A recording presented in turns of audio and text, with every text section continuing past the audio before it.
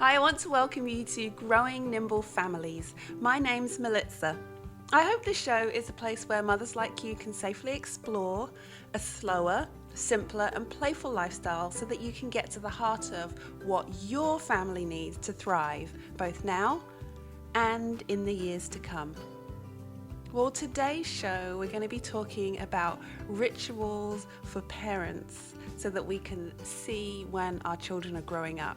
I know it kind of sounds a funny title, but listen on, I want you to really try and understand the point of view that I'm trying to share today. When the babies are really small, we love to coo over them and do stuff with them. And when they start taking those first steps, we realize that they're not our little baby anymore. And there it begins, all the signposts along the way that tell us that our child is growing up. And within 18, maybe 19, 20, 25 short years, it sometimes feels as if we're always looking back on whichever stage we're at, but looking further back. So when they're 9 and 10 years old, we're looking back. I remember when you were 5 and you used to sit on my knee and we would talk for ages, and now you don't want to do anything with me. And then when they're 13 and 14, perhaps we're talking about when they were 8 and they used to be able to do something when they were 8, and so on. We constantly hark back to a time when they used to do things, but they're not doing it in the same way now. Also, the kids get really cross with us because we want them to be our little kids, and they're trying to grow up into the person who they wish to be.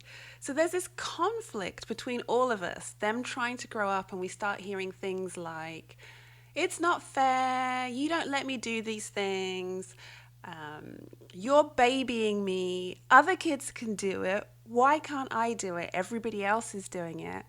And there's this conflict that starts to begin of, shall they do it? Is this what we really want them to be doing? And so this show, I really wanted to talk about how we as parents can look for the good in the stage that we're at.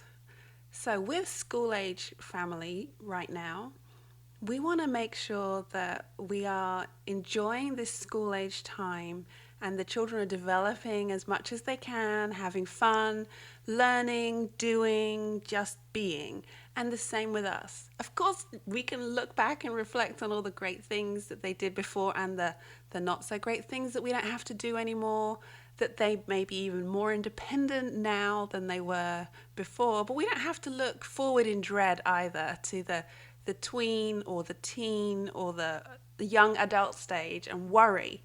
We can prepare for some of those things. And I wanted to take these 2 episodes, this episode and the next episode, to talk about rituals that we can do as parents and as families to keep us moving along like this continuum, so that we're not just harking back to what things were, but we're enjoying the stage we're at. We're being positive with the things that we're doing, and we can look forward to the things that we're going to be doing with the kids. Get them ready for it, get ourselves ready for it. I think that this is a really, really positive thing to do. Rituals help us with the transitions as parents, moving from little kid to bigger kid to teen. So let's jump into some of these rituals that we can use. Now, I think the first thing we should talk about is the positive ways of separating from our children and attaching in more mature ways. Now, as our children move through the different stages, we need to do things that allow them to separate from us. By the time they get to teens and tweens, we don't have to do anything about the separation. They're doing that already. They want to wear different clothes. They want to go to different places. They have different attitudes, different thoughts. They want to be around different people. I mean, it's right out there in your face. But as they're growing to that point, we have to find ways that they can separate positively and we can separate positively from them. So that might be things like privacy. We might discuss how we do privacy in our family. The things, do you knock on the door? Are doors allowed to be closed? Why will doors be closed sometimes? Will we lock doors? Are we allowed to play with our electronic devices behind closed doors, or is it going to be in a public area? These are conversations that we probably want to start having with our kids as they're growing, because each child is different. Maybe even each child within the family is different. So one child could have a closed door and another child shouldn't have a closed door at the exact same age. These are things that we really need to be talking about, and not just saying from on high, this is what we do in our family, the end. We're beginning to have conversations with our kids about, why do we close our doors? And what circumstance would you have a closed door in our house? And then we can explain why we wouldn't want it, or we would, but it's meant to be a conversation so that they understand. Puberty is also another way that we get separated from the child as they're transitioning to become the adult. Is puberty. Their bodies are changing, things are very different. For girls, there is a definite time, because as soon as they get their period and start menstruating, it feels as if they're a woman. They're very different. For boys, their voice changes, and that can take some time, and hormones and all sorts of other things are going on with them. So it's not marked in exactly the same way as in, today your voice changed. It's gradual. But that is something that we as parents can recognize. Our boys are changing and our girl is changing and they're becoming a woman. How are we helping them to be their best selves? So that's a rite of passage, puberty, for us to start noticing what we can do to help them become the best that they can be, rather than just remarking about how hard it is, because yes, it's hard too. People is also another part of positively separating. Our kids need to learn to trust and be around people that aren't just the immediate family, not just the people that live in our house. So they need to be able to talk to teachers by themselves. When they have a grade or a problem, they need the confidence to be able to go and talk to a teacher about what to do, whether that's email, or should they phone them and leave a voicemail? Should they make an appointment to go and see them? What are they going to do? We might help them to be able to construct the email or learn what to say. They might come and ask us. We might even share what they should do, and we might support them in all of those things. But they need to learn how to do these types of things for themselves. They need to struggle with it. They need to make mistakes early on. The younger the better, for them to learn how to do it and realize, when I said it like that, I didn't mean it that way, and it came across wrong and it caused all these problems. And those are really important things for them to learn how to do.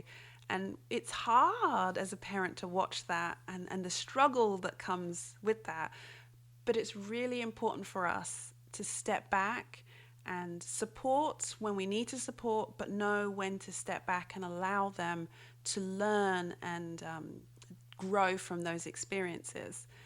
This is a rite of passage that we need to get used to.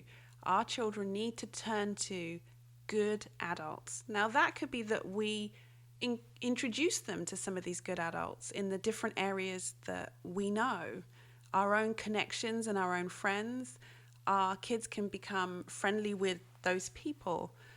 It's during school age time that they're beginning to show a distinct interest in certain things. So maybe a future job or just an interest. They really love playing football or a musical instrument, and you can connect them with people that you know and trust that also enjoy that, because now a passion can be ignited and really sparked.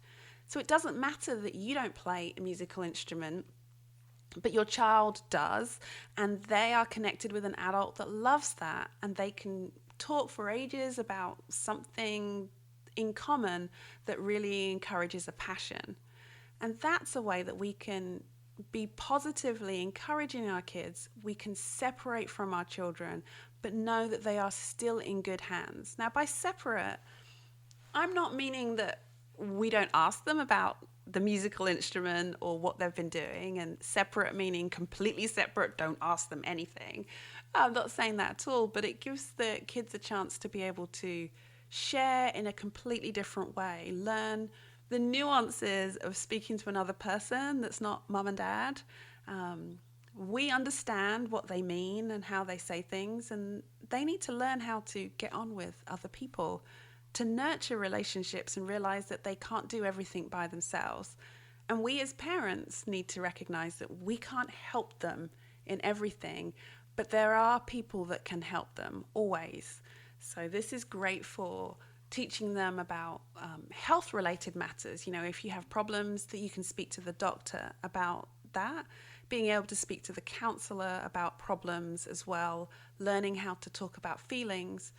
We don't have to be upset that they can't always talk to us, but if we know that they know these other people that they can talk to, we know that they will always be okay.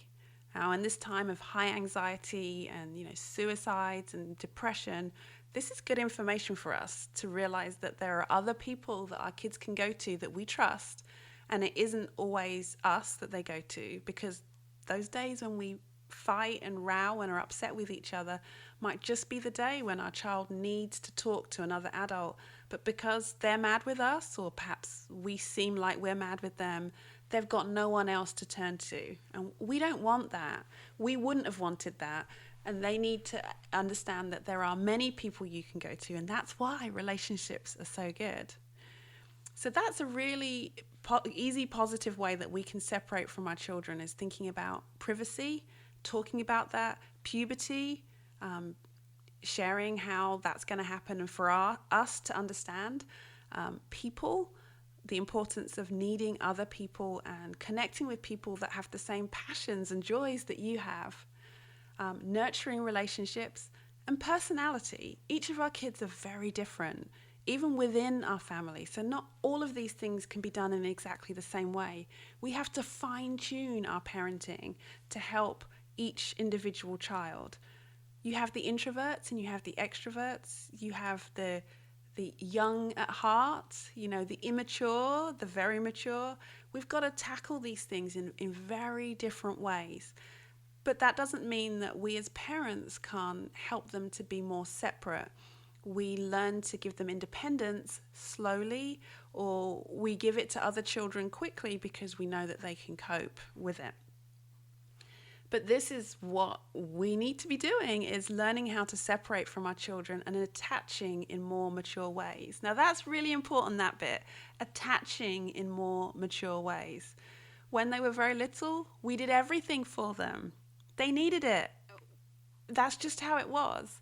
And as they're growing, they're pulling back from us intervening in everything.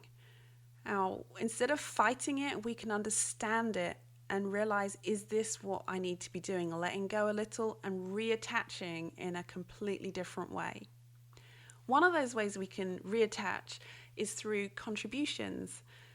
I've talked about contributions before in another show, and contributions or chores are great for kids at school age level, because they have a chance to shine in a completely unrelated area to academics. And with the pressure that so many children have on themselves, from parents, from family, from school, to get high grades or to do really well or to go to university, kids feel as if they've got to do all of these things. If it's not academic pressure, it could be pressure from the media. If they enjoy social media, they might be seeing lots of pictures, or I don't know, just being kids. There's lots of pressures from all different areas. But contributions is a chance to just do the things that need to be done. It's laying the foundations for future job work. It's character building. When you're cleaning a mirror, you don't have to care very much about anything else. You can just work hard at making sure that this mirror is clean right in front of me where I am. You can get complete job satisfaction from making sure that this mirror is clean. Now, whether that's taking out the trash or learning how to master the laundry completely, these are multi-step processes that make you feel like a worthwhile citizen. Now, kids may not understand it quite like that, but there is an enormous pride achievement. They have some sort of purpose. They're needed. When you can say, could you just go and clean that mirror? Or could you go pick up your room? And they know what that means and they're able to do it. They feel as if that they have achieved something. They have a purpose in life. There is a reason. They're needed. All of us need to be needed, and they are too. Now, when you can see that your child can put in a load of laundry, you can see that they're getting older. Now you can see as a parent that they are at a different stage. That's a positive way of seeing your child, that they're at a different stage. They can be ready for it. You can prepare them for doing their own laundry by breaking it down into different steps. It doesn't have to be the laundry. It could be just learning how to clean their room. So many children have so many things in their room and they just don't know where to start. Maybe it's learning that we don't need all this stuff, or learning how to sort things into piles.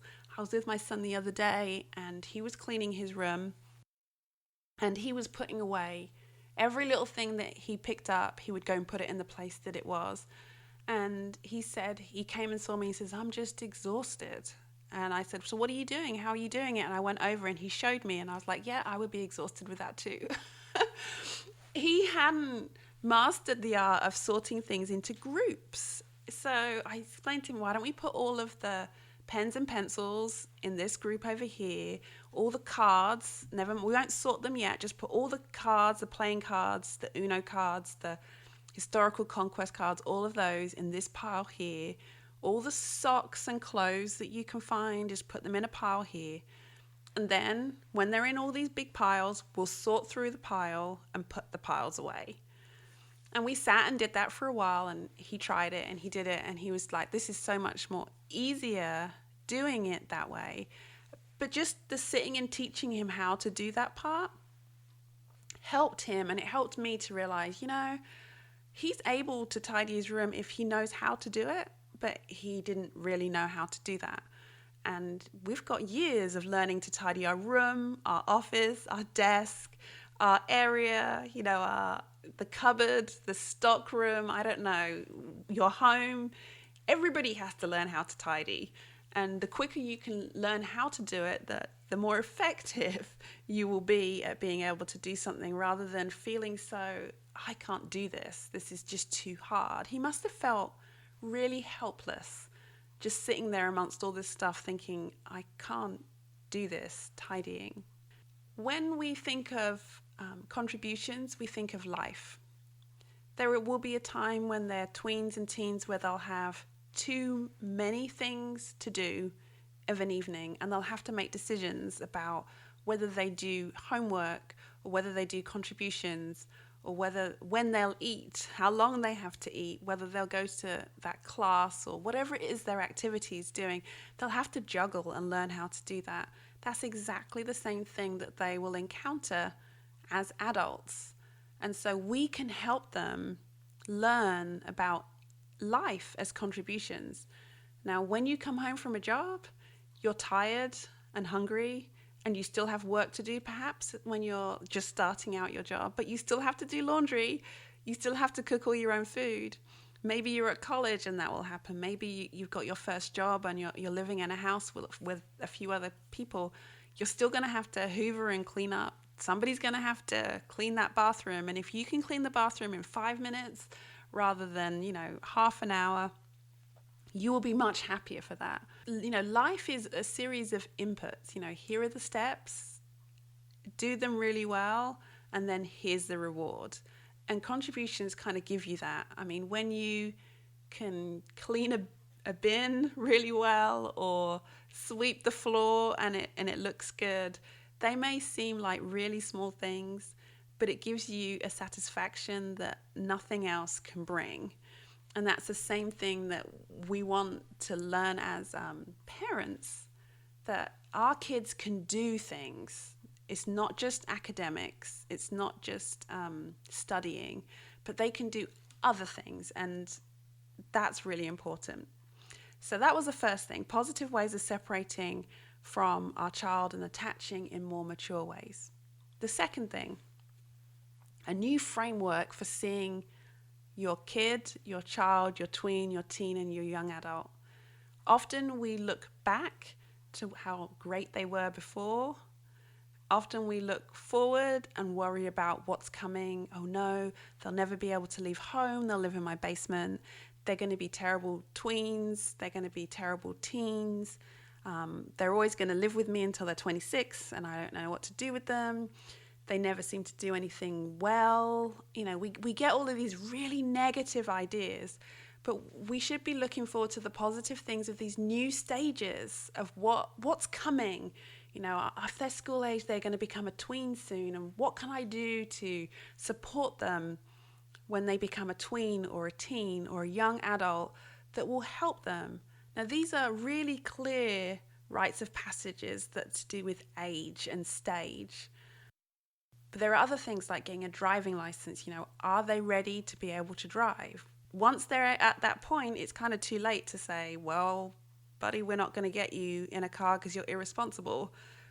They want to know coming along what they can do to be able to get into the car. So we need to, instead of just saying, you're so irresponsible, you'll never drive a car. It's, we're happy to let you drive our car if you're more responsible. And here are some of the things that you can do to show us that you are more responsible. The more of these types of things that you can do, the more confident we feel to give you the keys to our car so that you can have a driving license.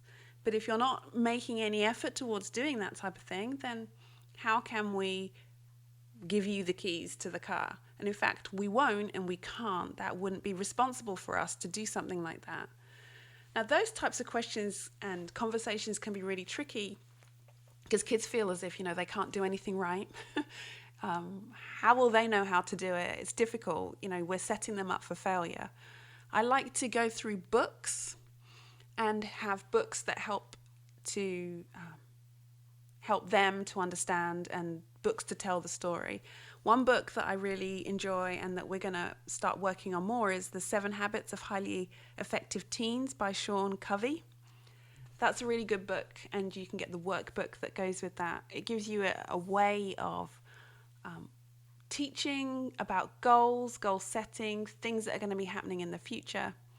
There's another series called Straight Talk for Kids, and I'll leave these in the show notes so that you can see them.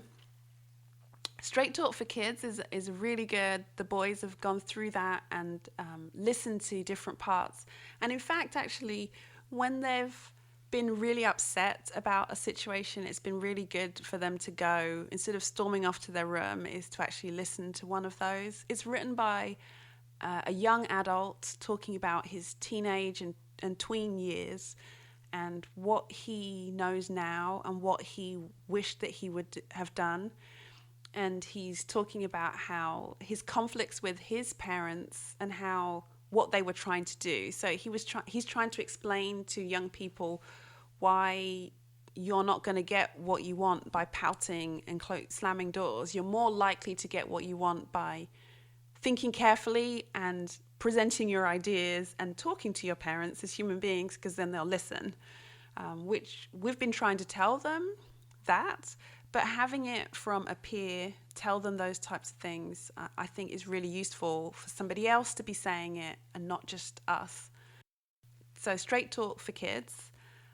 If you're looking at building a legacy of faith and you want some more rites of passage, then there's a really good book called Pass It On that goes through each grade level and gives you a rite of passage, a special thing that you can do that will help celebrate the passing of time, which gives parents a chance to celebrate their child at that moment as a third grader, as a fifth grader, as somebody that's about to enter secondary school, or a seventh grader, or whatever the year it is, or a kindergarten child. There's a section for each part. For us to recognize also that our kids are changing, we can get ahead of the curve. So there's books like Painless Study Techniques. Our kids, when they transition from Year 6 into year 7, which is primary to secondary school, or from elementary school to middle school, they're totally treated differently, and it can be scary for the kids. And, we've just gone through that, and it's a big change. They have to learn how to cope with moving to many classes, manage their time, find all their things, not leave all their books and equipment in the wrong rooms, carry it around with them, juggle homework, remember what the homework was, write things down. I mean, there's just tons of stuff that goes through there. And then they have to study for tests and all sorts of things. Well, we can help them. We can help them learn how to set up their backpack. We can talk to them about systems for filing, and do they need a zip up file for their work, or would it be better that they have the lever arch folders, lots of those? Is it better for them to have a concertina folder that they take to school, or not? Every child is different, but before they start struggling, we can spend the time and do it with them. We can teach them painless study techniques. Now, kids don't want to be lectured to, but we can find a book that we can read together. That's a fun book to look through. It's short chapters, short things that it talks to you about all the different study areas, the study types, the things that you can do. It's far more than talking just about flashcards or studying for exams. It talks about areas that, setting out your area, things that you can do, sleep, food, lots of different things. And just to be able to have that book between you and say, if you read chapter 1, come and talk to me about one thing or two things that you've learned from chapter 1. You can do the same thing. Now, it doesn't have to be a book that they have to read through. You can get these things on Audible or an audiobook, and the kids can listen to it. We can do the same. It can be on their Kindle app. There's lots of ways that we can listen or read these things together now, and actually working with our kids to make sure that they're excited about the new part that's coming rather than scared. Saying, oh, you're going to get so much homework, you're not going to know what to do, is really not helpful for them. But being able to encourage them that, retrieval learning is really good. If you study like these 5 ways, this is really good for you to be able to do. Let me show you how to do it. Let's read this book and learn how to do that together.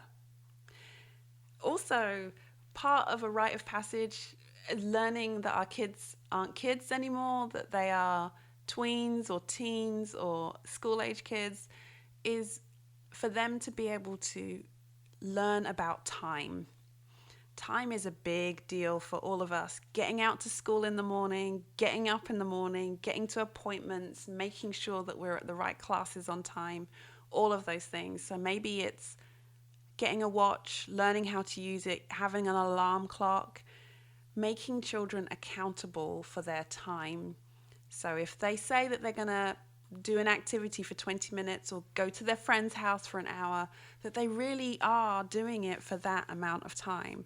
Now that is a rite of passage that we can really observe as parents, is learning to help them be more accountable with their time.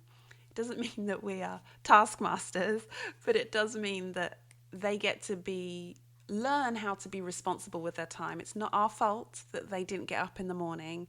It's not our fault that they forgot the time at their friend's house.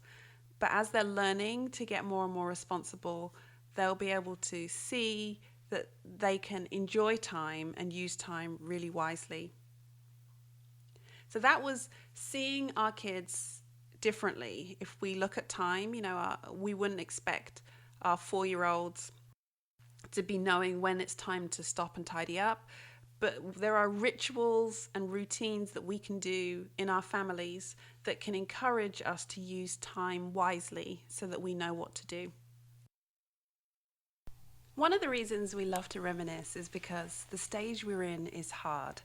I can recognize this. This happens in my family as much as it happens in yours. Our kids are older. They respond, they question, they answer back, they refuse. They have a tone of voice, a way that they ignore you.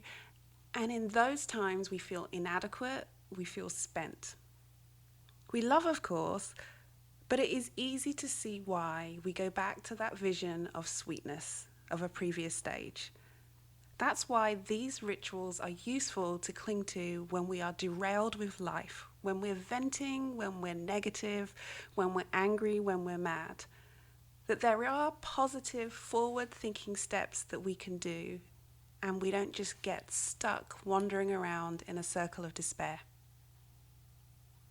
So today I've talked about positive ways of separating from our child and attaching in more mature ways. And also a new framework for seeing our kids, our children, our tweens, our teens, and our young adults. I hope something I have said has triggered you to investigate something more and helped you to make a wonderful decision for your family. So now it's your turn. I'd love to hear about what happens in your family. Use the hashtag #CreatingFamilyHaven on Twitter and Instagram to talk about this episode, or share your ideas in the Facebook group, the Society of Nimble Parents. Thanks for being here today. I know there are many things that you could be doing right now, and I'm glad you've chosen to be here today. Don't forget to leave us a rating or a comment wherever you subscribe and listen to this podcast. I know it seems like a small thing, but it's one of the best ways, as it helps new people to find the show, and I get your feedback. Show notes for today's episode and links are found at growingnimbleFamilies.com/206. That's show 206. You can also sign up for my growing library of parenting resources and printables there on my site, and there'll be one coming very soon about this episode. See you again next time. Goodbye.